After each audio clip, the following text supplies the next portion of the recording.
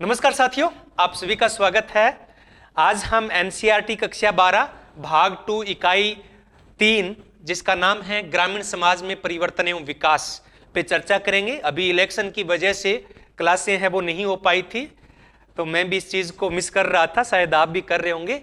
तो आज हम पुनः इस सीरीज को शुरू करते हैं। तो आज हम इस क्लास में कृषक संरचना, भू सुधार यानी भू राजस्व की जो व्यवस्थाएं थी, हरित क्रांति, प्रबल जाति परिवर्तन, इन सब पे चर्चा हम करने वाले हैं। यानी बड़े रूप में हम ग्रामीण समाज के बारे में आज बात करेंगे। तो एक बार हम भारत को अगर समझे ना, तो ग्रामीण समाज की महत्ता अपने आप समझ में आ जाती है कि भारत एक ग्रामीण प्रधान समाज है। क्यों है ग्रामीण प्रधान? क्योंकि यहां 2/3 आबादी, लगभग 2/3 आबादी, पहले हम कहते थे 3/4 आबादी, नहीं, अब वो बात नहीं बची है। अब 2/3 आबादी 2011 की जनगणना के अनुसार 68.84% आबादी नगरों में निवास करती है। अगर अब कोई आएगा तो हो सकता है कि 64-65% पे आंकड़ा आ जाए, लेकिन फिर भी ज्यादातर आबादी है वो गांव में निवास करती है। एक क्वेश्चन आया था कि भारत एक देश है ग्राम प्रधान बहुलवादी देश। तो देखो, ग्राम प्रधान है लेकिन नगरीय भी है और बहुलवादी है, इसमें कोई दो न रहे है। तो ग्रामीण प्रधान और बहुलवादी समाज आएगा तो सही आंसर होगा बहुलवादी, क्योंकि ग्रामीण में भी कहीं ना कहीं प्रधान जरूर है लेकिन नगरीय समाज भी इसके अंतर्गत आते हैं। तो देश की लगभग 55% आबादी है वो कृषि को व्यवसाय के रूप में करती है, प्रत्यक्ष अप्रत्यक्ष रूप से कृषि को व्यवसाय के रूप में अपनाती है। लेकिन जो सकल घरेलू उत्पाद है, जीडीपी है, 2014-15 के अनुसार 17.4% योगदान इसका है। तो हम देख सकते हैं कितनी बड़ी आबादी और जीडीपी में इसका योगदान कितना है। लेकिन फिर भी कृषि तो कृषि है, और कृषि केवल एक व्यवसाय नहीं है बल्कि एक जीवन विधि है। भारतीयों के लिए कृषि एक जीवन विधि है, जीवन जीने का एक तरीका है। और हमारे जो त्योहार है वो कृषि से रिलेटेड है। जब भी कोई नया वर्ष लगता है तो वो नई फसलों से प्रारंभ होता है। एग्जाम्पल के तौर पे तमिलनाडु में पोंगल है, आसाम में बिहू, पंजाब में बैसाखी, कर्नाटक में उगाड़ी। ये कहीं ना कहीं जब फसल कट रही होती है तो वो खुशियों के रूप में हम इसको बनाते हैं और नया मौसम या नई फसल उगाने का समय आ रहा होता है। तो ये कई बार परीक्षा में पूछ लिया जाता है कि आप इनको सुमेलित कीजिए। तो पोंगल कहाँ है, बिहू कहाँ है, बैसाखी कहाँ है, उगाड़ी कहाँ पे है। अब हम बात करते हैं कृषक संरचना की, कि गांव के अंदर क्या है। जब हम सामाजिक परिवर्तन की बात करते हैं तो गांव में परिवर्तन का पता किससे लगेगा? भूमि से लगेगा, क्योंकि गांव में जो संरचना है, वर्ग है, चाहे जाति है, वो भूमि से जुड़े हुए हैं गहरे से। तो कृषक संरचना का तात्पर्य भूमि स्वामित्व के या भूमि के विभाजन से लिया जाता है, क्योंकि यह भूमि ही उत्पादन का एकमात्र सोर्स है और यही ग्रामीण वर्ग संरचना को आकार देता है। तो हम गांव में देखेंगे तो मुख्य रूप से 3 प्रकार के वर्ग है वो यहाँ पे देखने को मिलते हैं। एक मालिक या भूस्वामी जिनके पास बहुत ज्यादा भूमि है।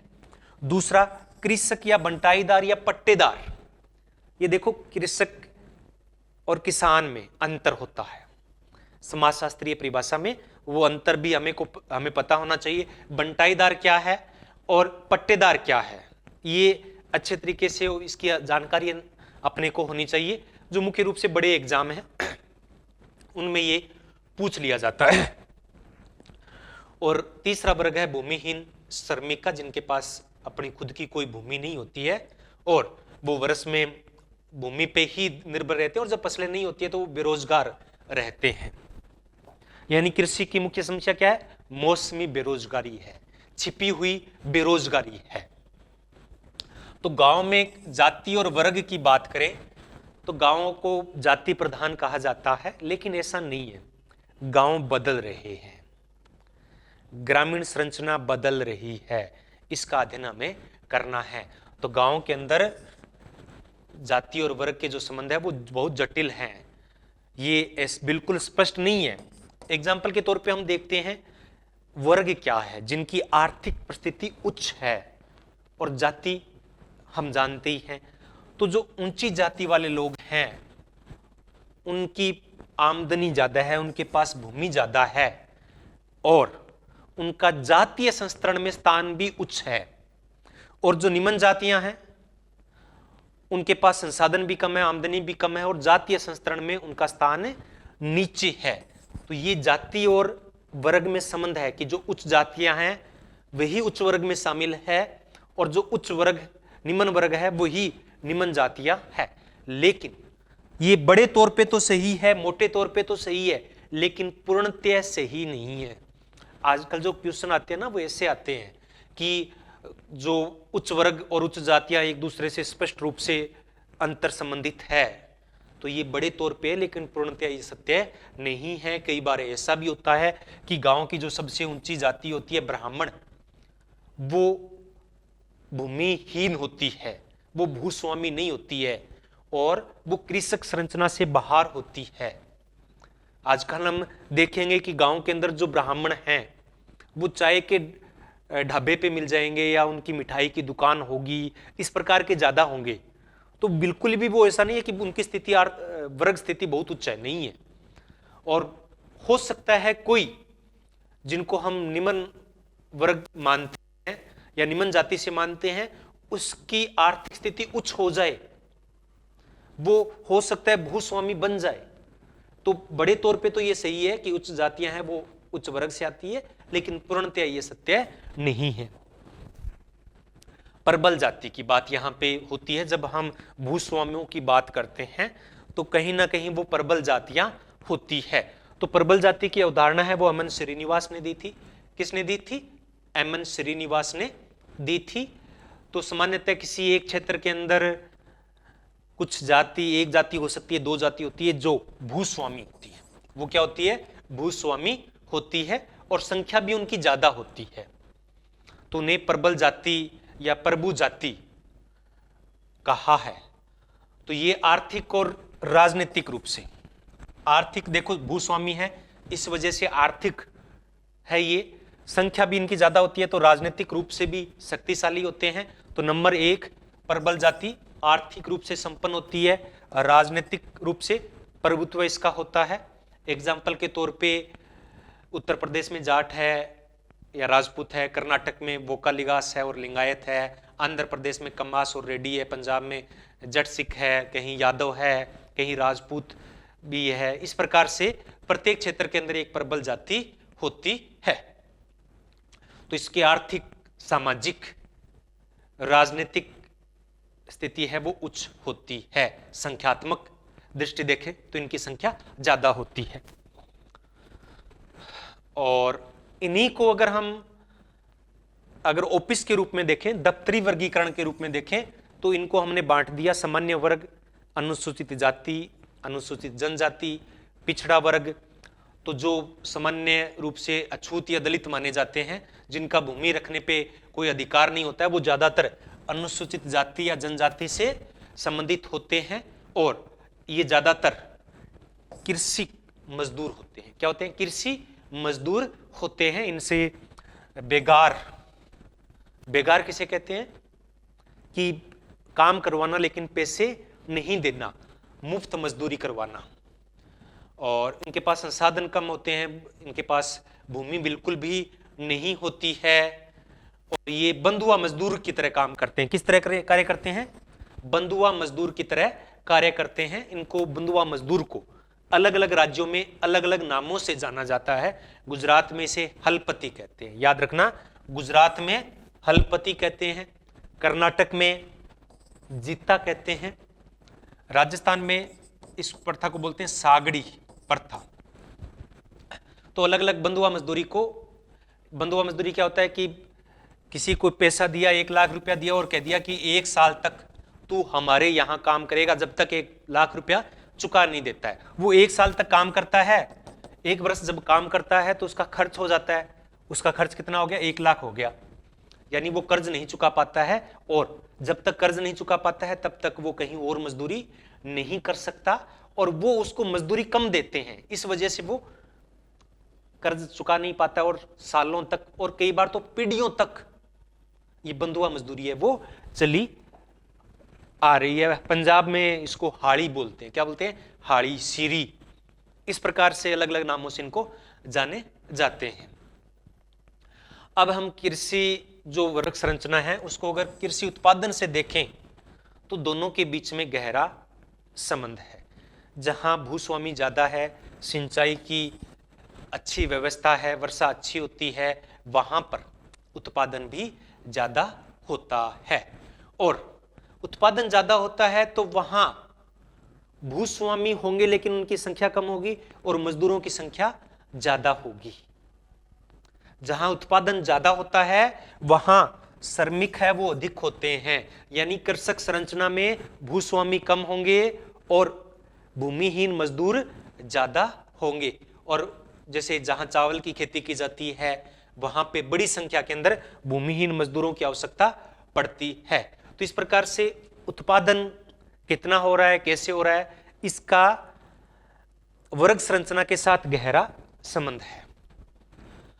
अब हम बात करें भूमि सुधार की, यानी जो भारत के अंदर भूमि पे कुछ ही लोगों का अधिकार था तो उसको सुधारने के प्रयास भी होते रहे हैं। तो हम औपनिवेशिक दौर में भू सुधार या भू राजस्व की क्या क्या व्यवस्थाएं थी उन पे हम चर्चा करेंगे। यहां से क्वेश्चन है वो अगर सिलेबस में आता है तो जरूर पूछा जाता है। भूमि सुधार से तात्पर्य क्या है कि भूमि से संबंधित किसी संस्था में, संरचना में, संगठन में किसी भी प्रकार का सुधार है वो भूमि सुधार की श्रेणी में आता है। तो हम पहले समझ लेते हैं कि कमियां क्या थी, भू राजस्व व्यवस्थाएं क्या थी, भूमि पर जिनका अधिकार था या जो कृषि करते थे उनको किन समस्याओं का सामना करना पड़ता था। इनकी बात करें तो औपनिवेशिक काल में जब अंग्रेजों का समय था, ब्रिटिश काल के अंदर भारत में मुख्य रूप से 3-4 प्रकार की भू राजस्व व्यवस्थाएं थी। उनमें से सबसे पहला नाम आता है जमींदारी प्रथा का। किसका आता है? जमींदारी प्रथा का आता है। जमींदारी या इसको स्थायी बंदोबस्त भी कहते हैं। क्या कहते हैं इसको? स्थायी बंदोबस्त भी कहते हैं। तो इस सिस्टम की शुरुआत, इस व्यवस्था की शुरुआत 1793 में कार्ल वालिस के समय की गई थी। कहां से की गई थी? बंगाल और बिहार से की गई थी। कहां से की गई थी? बंगाल और बिहार से की गई थी। तो यहां से 3-4 क्वेश्चन बनते हैं। ये शुरुआत किसने की, कब शुरुआत हुई, कहां से शुरुआत हुई, इसे दूसरे किस नाम से जाना जाता है। अब इसमें क्या होता है, इसमें भूमि का स्थायी मालिक होता है वो एक जमींदार होता है। एक गांव में एक जमींदार होता है और सारी की सारी भूमि उस जमींदार की मानी जाती है। आपने अगर फिल्में देखी होगी तो प्राचीन फिल्मों में अमरीश पुरी ठाकुर का रोल करता था। वो ठाकुर जमींदार था और सारी की सारी भूमि उस पे थी। वो लोगों को अनाज बांटता था और अगर कोई ज्यादा मजदूरी की बात करता तो वो किस प्रकार से उनको पीटता था। वो एक प्रकार का कहीं ना कहीं जमींदारी प्रथा को प्रदर्शित करता था। तो इसमें स्थायी मालिक जमींदार होते थे और वो कृषक जो लोग थे उनको जमीन बांटते थे, यानी कृषक यहां क्या थे? अधीनस्थ थे। और वो कहते थे कि जैसे कि एक खेत है उसको किसी कृषक ने दिया तो उसको कहते थे कि तू इतना राजस्व हमें प्रदान करेगा। तो एक गांव की समस्त भूमि है वो बांट देते थे और एक जमींदार होता था वो इस गांव से राजस्व इकट्ठा करता था और आगे अंग्रेजों तक पहुंचाता था। यानी ये क्या हो गया? एक मध्यस्थ था। एक भू राजस्व व्यवस्था में कृषकों से कर इकट्ठा करके अंग्रेजों तक पहुंचाता था और साथ में कुछ अपने पास रख लेता था। तो ये एक मध्यस्थ का कार्य करता था किसानों और अंग्रेजों के बीच में। अब इसमें दोष क्या था? इस जमींदारी प्रथा में क्या था कि लगान की दर थी वो अधिक थी, इससे किसानों का शोषण होता था। लगान वसूलने के जो तरीके थे वो हिंसक थे, उन पे अत्याचार किए जाते थे। जब ये मैं एनसीईआरटी करवाता हूं ना तो इसमें मैं केवल किसी एक चीज का ध्यान नहीं रखता हूं, मैं +2 के स्टूडेंट का भी ध्यान रख रहा हूं कि अगर वो उसके एग्जाम में आता है तो किस प्रकार से वो आंसर दे। और मैंने एक बात हमेशा कही है कि एनसीईआरटी आपके समझ विकसित करने के लिए है। समझ हो सकता है इससे क्वेश्चन कम बने डायरेक्ट, लेकिन इससे एक अंडरस्टैंडिंग जो विकसित होगी, जो समझ विकसित होगी, जो बोध होगा, वो महत्वपूर्ण होता है। तो बोध होना यहां पे जरूरी है, समझ होना चीजों की जरूरी है। कंसेप्ट को समझाने के लिए एनसीईआरटी रखी गई है। तो आप इससे बहुत ज्यादा ऑब्जेक्टिव टाइप क्वेश्चनों की उम्मीद ना करें। फिर भी अगर आप पूरा करते हो तो कहीं ना कहीं आपको निश्चित रूप से बेनिफिट मिलता है। तो ये आईएएस, आरएएस और सबके लिए एक बहुत ज्यादा यूजफुल क्लासें हैं वो रहने वाली है, जितनी भी हमारी एनसीईआरटी की क्लासें हैं। और क्या थी कि ये मनमानी से किसानों को भूमि से बेदखल कर देते। जमींदार क्या करते थे, अपनी मनमर्जी से कोई अगर टैक्स कम देता था, नहीं दे पाता था, या वैसे भी अगर कोई व्यक्तिगत रंजिश होती तो उसको जमीन से बेदखल करके किसी और को बिठा देते थे। वो उनसे बेगार करवाते थे, खुद जमीन रखते थे, उस पर वो लगान नहीं देते थे, लेकिन अन्य किसानों से वो अपने खेतों में काम करवाते थे। अगर जमींदारी प्रथा में जमींदार अत्याचार करता तो उसकी कोई सुनवाई नहीं होती थी। 11 कुछ होते थे, इनमें से जो भी लगान थी 10वां भाग, 11वां भाग अपने पास रखता था, 10 भाग है वो अंग्रेजों को टैक्स के रूप में, लगान के रूप में देता था। और जो नक्सलवाड़ी आंदोलन है वो कहीं ना कहीं इसी जमींदारी प्रथा का एक दुष्परिणाम है। आगे है रेतवाड़ी व्यवस्था। ये 1920 में मद्रास, तत्कालीन मद्रास, और अब हम इसको क्या कहते हैं, चेन्नई या चेन्नई। तो ये मद्रास एक शहर नहीं था, एक चेन्नई शहर नहीं था। दक्षिण का जितना भी भाग था वो इस मद्रास राज्य में था। तो रेतवाड़ी व्यवस्था की शुरुआत है वो थॉमस मुंद्रो ने 1820 में की थी। और मद्रास के अलावा बंबई यानी दक्षिण भारत में और आसाम के कुछ भागों में भी ये व्यवस्था लागू थी। वो पूर्व बंगाल और बिहार में लागू थी, ये दक्षिण राजस्थान में लागू थी। और इसमें क्या होता है, रेत का अर्थ होता है, ये तेलुगु शब्द है जिसका अर्थ होता है कृषक। रेत का अर्थ क्या होता है, कृषक या खेत। तो ये क्या है कि एक डायरेक्ट व्यवस्था थी, ये सीधे ब्रिटिश शासन के अधीन थे। और इसमें डायरेक्ट है वो अंग्रेज किसानों से टैक्स है वो वसूल करते थे। तो जब वो डायरेक्ट थे तो कृषक है वो अपनी भूमि के मालिक होते थे और प्रत्यक्ष रूप से अंग्रेजों को टैक्स चुकाते थे। यानी इसमें बिचौलिए नहीं थे जमींदारों की तरह। तो इससे जो टैक्स का कुछ भाग जो जमींदार रखते थे वो यहाँ पे नहीं देते थे। तो इससे किसानों पे टैक्स का भार कम था और अंग्रेजों को उतनी ही वसूली हो जाती थी। तो ये लगभग देश के 50% यानी साउथ का जितना भी क्षेत्र है उस सब में ये लागू थी। एक है महलवाड़ी व्यवस्था। महलवाड़ी व्यवस्था इसकी शुरुआत है वो 1833 में विलियम बेटिक की देखरेख में उत्तर भारत और मध्य भारत में अवध के अंदर ये प्रथा प्रचलित थी। इसकी शुरुआत है वो 1922 में होल्ट मैकेंजी के द्वारा की गई थी, प्रयोगात्मक रूप से, लेकिन विस्तृत रूप में इसकी शुरुआत है वो 1833 में विलियम बेटिक के द्वारा ही की गई थी। तो ये प्रारंभ है वो इसी के, शुरुआत और प्रारंभ में अंतर है। तो अगर क्वेश्चन आए तो ये ज्यादा उचित होगा, अगर दोनों आए तो 1833 में विलियम बेटिक एक स्टिक आंसर होगा। तो महल का अर्थ होता है गांव। महल का अर्थ क्या होता है, गांव। तो इसमें भूमि पे गांव का सामूहिक स्वामित्व होता है और सभी सामूहिक रूप से लगान है वो चुकाते हैं। और गांव को इकाई बांधकर लगान को वसूला किया जाता है और गांव का मुखिया था वो कर वसूल करके अंग्रेजों को जमा करवाता था। एक है इजारेदारी व्यवस्था। ये इसकी शुरुआत है बंगाल में वॉरेन हेस्टिंग्स ने 1772 में ये प्रारंभ की गई थी, जिसमें जो भी सबसे ऊंची बोली लगाता था उसी को भूमि है वो ठेके पे दी जाती थी। तो ये मैंने अपनी तरफ से जोड़ा, एनसीईआरटी में ये चीज नहीं है। तो ये भू राजस्व की कुछ व्यवस्थाएं हैं। तो अब हम बात कर लेते हैं भारत में भूमि सुधारों की, कि भूमि सुधार है वो कौन कौन से हुए हैं। तो जमींदारी प्रथा का अंत है वो किया गया है, इसमें जो एक जमींदारी प्रथा की हमने देखा कि किस प्रकार से एक बिचौलिए वर्ग का अंत हुआ था, एक पूरी की पूरी फौज तैयार हो गई थी, वो कृषक और राज्य के बीच में अपने पास में कुछ हिस्सा रख लेती थी। तो सबसे पहले यही किया गया भूमि सुधारों के अंदर, और ये सबसे प्रभावशाली कानून था। तो इससे बहुत सारे लाभ है वो मिले। अब एक चीज आपको याद आ रही होगी कि भारत के अंदर जो मूल संविधान था उसमें मौलिक अधिकार कितने थे? कितने थे? 7 थे। वर्तमान में कितने हैं? 6 थे, 6 है। और जो अनुसूची है, कितनी अनुसूचियां हैं? मूल संविधान में कितनी अनुसूची थी? 8 अनुसूची है, और अब 12 अनुसूची है, तो एक 9वीं अनुसूची और जोड़ी गई थी। तो एक ये जो मौलिक अधिकार थे वो 7 से 6 कैसे हो गए, और अनुसूची है वो 9वीं कैसे बनी? उन दोनों का संबंध जमींदारी प्रथा से है।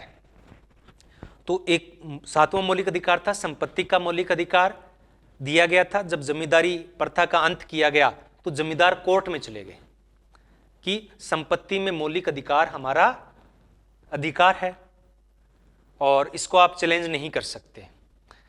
तो फिर एक 9वीं अनुसूची जोड़ी गई थी जिसमें 1951 के अंदर ही कानून को डाल दिया गया, और 9वीं अनुसूची में जिस कानून को डाला जाता है उसमें कोर्ट कोई दखलंदाजी नहीं कर सकता। तो ये 9वीं अनुसूची बनाई गई भूमि संबंधी सुधारों के लिए, और बाद में जो संपत्ति का मौलिक अधिकार है उसको हटा के संपत्ति का मौलिक अधिकार कर दिया गया। पट्टेदारी व्यवस्था का अनुमूलन किया गया, नियमन किया गया। पट्टेदारी और बंटाईदारी दो एक ऐसी व्यवस्था है जिसमें जो भूस्वामी होता है, भूस्वामी से जमीन लेकर कोई व्यक्ति खेती करता है और बदले में पट्टेदारी के अंदर उसके किराया देता है वो, और बंटाईदारी में उसका हिस्सा देता है। जैसे पश्चिम बंगाल में एक आंदोलन हुआ था, 3 भागा आंदोलन, तो जिसकी हम चर्चा कर चुके हैं। तो तीसरा भाग है वो भूस्वामी को क्या उसको मिलता था जो बंटाईदार होता था। 2 भाग थे। तो इस प्रकार की व्यवस्था थी, उनका नियमन किया गया। भू रिकॉर्ड थे, उनका निर्धारण किया गया। यानी पहले भू रिकॉर्ड थे वो कौन तय करते थे?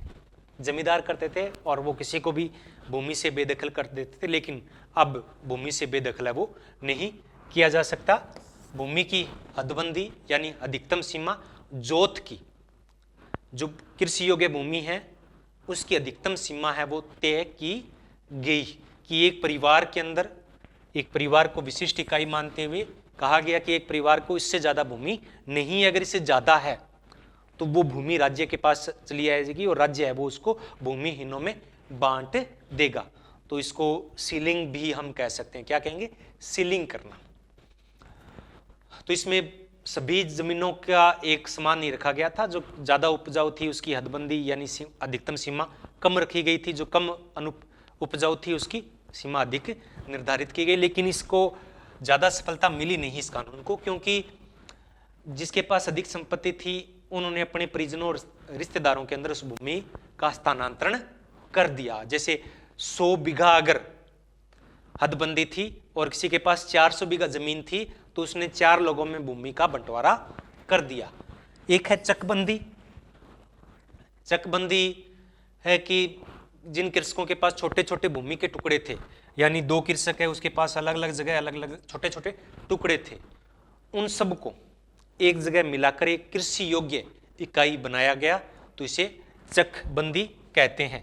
यानी 2 किसान हैं, दोनों के पास भूमि के 3-3 टुकड़े हैं अलग अलग जगह, तो अब इसको क्या हुआ? एक जगह मिला दिया गया और इसको एक जगह मिला दिया गया। तो ये चकबंदी है। चकबंदी कई बार परीक्षा में पूछा जा चुका है, तो समझ गए होंगे कि छोटे छोटे टुकड़े जो अलग अलग, एक ही किसान के 3 जगह जमीन है तो उसको एक स्थान पे लाया गया ताकि कृषि है वो अच्छी तरीके से हो सके। अब हम बात करें हरित क्रांति की। अगर हम कृषि सुधारों की बात करें तो हरित क्रांति बहुत बड़ा रोल अदा करती है, और ये सकारात्मक और नकारात्मक इसके प्रभाव दोनों रहे हैं। दोनों पे हम चर्चा करेंगे। पहले जान लेते हैं कि हरित क्रांति है क्या। 60 के दशक के लगभग रासायनिक खाद, कीटनाशकों के प्रयोग से, उन्नत बीजों के प्रयोग से, कृषि यंत्रों के प्रयोग से कृषि उत्पादन में तीव्र परिवर्तन आया।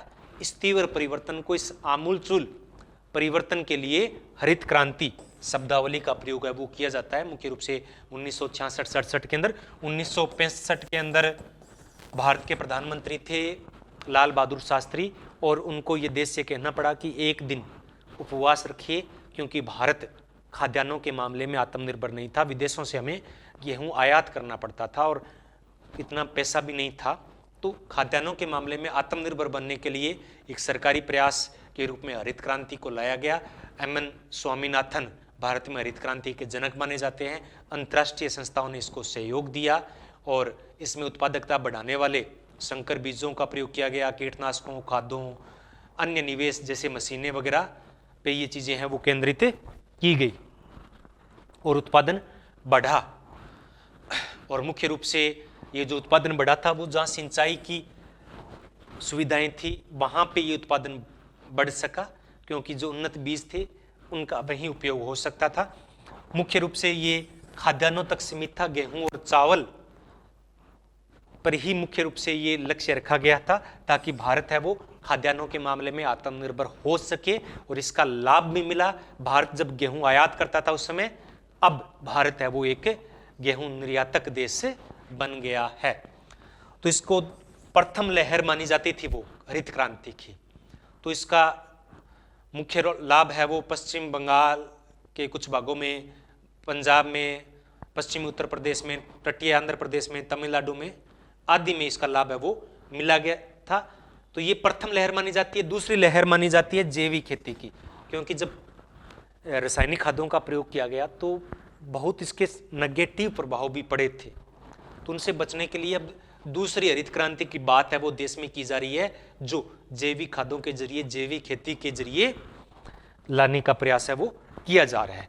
अब देखो, हरित क्रांति का समाज पर, पूरे देश पे, कृषक संरचना पे बहुत ज्यादा प्रभाव पड़ा। कुछ प्रभाव अच्छे थे तो कुछ बुरे थे भी। अगर हम सकारात्मक प्रभावों की बात करें या इसके जो भी सामाजिक प्रभावों की बात करें, तो इससे क्या हुआ कि मध्यम और बड़े किसानों को लाभ मिला, छोटे किसानों को लाभ नहीं मिला।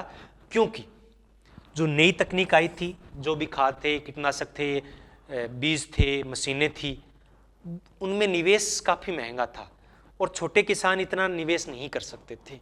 तो बड़े किसानों ने निवेश किया, फसलों को उत्पादन किया, उनको लाभ मिला। लेकिन जो कृषक थे, जो छोटे काश्तकार थे, भूमि को जोतने वाले थे, उनको लाभ नहीं मिला। तो इससे क्या हुआ? सामाजिक विषमता में, ग्रामीण समाज में असमानता में वृद्धि हुई। गरीब है वो और गरीब हो गए, धनी है वो और ज्यादा धनी हो गए। उन्होंने धीरे धीरे भूस्वामी के रूप में अपने आप को स्थापित कर लिया। वो और अधिक जमीन खरीदते गए, नगरों में भी उन्होंने जमीनें खरीदनी शुरू कर दी। तो ये सामाजिक विषमता को बढ़ाने वाला था। सेवक जातियां, जजमानी प्रथा थी, जो कमीन और जो जजमान थे, जो सेवक जातियां थी, वो पहले भूमि पे काम करती थी, लेकिन जैसे ही मशीनों का प्रयोग होने लगा, उनका काम, भूमिहीन श्रमिकों का काम मशीनों के द्वारा होने लग गया। वो बेरोजगार हो गए। रोजगार की तलाश में वो नगरों की ओर पलायन करने लगे। इससे महानगरीय क्षेत्रों में प्रवर्सन है वो अधिक हुआ। इससे क्षेत्रीय विषमता में वृद्धि हुई, यानी जिन क्षेत्रों में सिंचाई के अच्छे साधन थे और अच्छी भूमि थी, वहां पे उत्पादन बढ़ा, तो वो पूरे के पूरे क्षेत्र आर्थिक रूप से संपन्न हो गए। लेकिन जहां पे हरित क्रांति का लाभ नहीं मिला, वो क्या रहे? निम्न बने रहे। तो ये देश के अंदर हम देख सकते हैं, पंजाब हरियाणा को लाभ मिला, बिहार और पूर्वी उत्तर प्रदेश, तेलंगाना क्षेत्रों को लाभ नहीं मिला। इससे कृषि पे, बाजार पे बढ़ती निर्भरता, इससे जो पहले किसान था वो खुद ही बीज उत्पादन करता था, खुद ही गोबर की खाद डालता था, सारा का सारा अपने स्तर पे वो काम करता था। लेकिन बाद में क्या हुआ? असुरक्षा बढ़ गई, क्योंकि वो सारा का सारा बाजार से खरीदने लग गया। बाजार पे उसकी निर्भरता बढ़ती गई और बाजार में ये चीजें महंगी मिलने लग गई और उसके जो भाव थे उस फसलों के, वो कम मिलने लग गए। तो ये एक और है। इसके अलावा नई तकनीक का प्रयास पट्टेदारों की भूमि से बेदखल यानी लाभ मिलने लग गया। एक किसान ने किसी दूसरे किसान को पट्टे पे जमीन दी, किराए पे जमीन दी 10,000 रुपए में। कितने में दी? 10,000 में। हरित क्रांति आई तो उसने उसको बेदखल कर दिया कि तू जा, क्योंकि उससे 10,000 कमाई हो रही थी। अगर वो खुद उत्पादन करता तो उसको 50,000 की इनकम हो रही थी। उत्पादन लागत में वृद्धि हुई। तो ये कुछ हरित क्रांति के परिणाम है वो है। अब है हरित क्रांति के कारक कौन से हैं, तो इनको ज़्यादा समझने की आवश्यकता नहीं है। उन्नत बीज, रासायनिक खाद, यंत्रीकरण, मशीनों का प्रयोग, सिंचाई साधनों में वृद्धि, कीटनाशकों का प्रयोग, भूमि सुधार, बहुफसल प्रणाली, मिश्रित कृषि, तो ये सब हरित क्रांति के कारक हैं। ग्रामीण समाज में क्या परिवर्तन हुए आजादी के बाद? तो गहन कृषि प्रारंभ हो गई। जो नगद भुगतान, पहले वस्तु विनिमय तो होता था, वो अब नगद विनिमय हो गया। परंपरागत बंधन थे, जजमानी प्रथा थी, या जो भूमिहीन श्रमिक और एक भूपति का संबंध था, पुश्तैनी संबंध थे, वो कमजोर हो गए। मुक्त दिहाड़ी मजदूर, पहले एक मजदूर था वो एक किसान से, एक भूस्वामी से जुड़ा हुआ था, अब वो मुक्त हो गया था, वो कहीं भी अपनी मजदूरी कर सकता था। नई तकनीकों का विकास हुआ, क्षेत्रीय विषमताएं बढ़ी, नवीन मध्यम वर्ग का, नौकरी पेशा वर्ग का उदय हुआ। मजदूरों का संचार, तो हरित क्रांति से मौसमी पलायन भी हुआ और वैसे भी पलायन हुआ, जिसकी बात हम कर चुके हैं कि नगरों से, गांवों से नगरों की ओर पलायन हुआ। लेकिन जहां पे मजदूरों की अधिक मांग थी और मजदूरी अधिक मिलती थी, उसमें भी हुआ। जैसे बिहार से बड़ी मात्रा में पंजाब और हरियाणा के अंदर मजदूर आने लग गए, क्योंकि यहाँ चावल का उत्पादन होता था, मजदूरी अच्छी मिलती थी। तो ये एक क्षेत्रीय संचार मजदूरों का हुआ था, परिवर्तन हुआ था। इनको जॉन ब्रेमे ने घुमक्कड़ मजदूर कहा है। क्या कहा है? घुमक्कड़ मजदूर कहा है। आगे है परिवर्तन के प्रभाव। तो नगरों में जो प्रभाव हुए, लिंगानुपात में कमी आना, नगरीय मलिन बस्तियां उत्पन्न हो गई, अंतर्राष्ट्रीय स्तर पे भी परिवर्तन है वो हुआ। और जब मजदूरों का पलायन हुआ तो ज्यादातर जो कौन से मजदूर बाहर गए थे? जो पुरुष मजदूर थे वो बाहर चले गए, और वहां पे क्षेत्रीय स्थान पे कौन बची? महिलाएं बची। तो कृषि का महिलाकरण भी हुआ और कृषि मजदूरों का महिलाकरण भी हुआ। पहले महिलाओं से कार्य है वो नहीं करवाया जाता था। भूमंडलीकरण, उदारीकरण एवं ग्रामीण भारत। तो उदारीकरण का ग्रामीण या जो वैश्वीकरण था, भूमंडलीकरण था, ग्रामीण समाज पर उसका क्या प्रभाव पड़ा? तो भारत के अंदर 1980 के दशक के उत्तरार्ध में क्या हुआ? कृषि और ग्रामीण समाज पर बहुत अधिक प्रभाव है वो पड़ा, और अंतर्राष्ट्रीय जो संगठन थे वो कहीं ना कहीं कृषि को प्रभावित है वो करने लगे।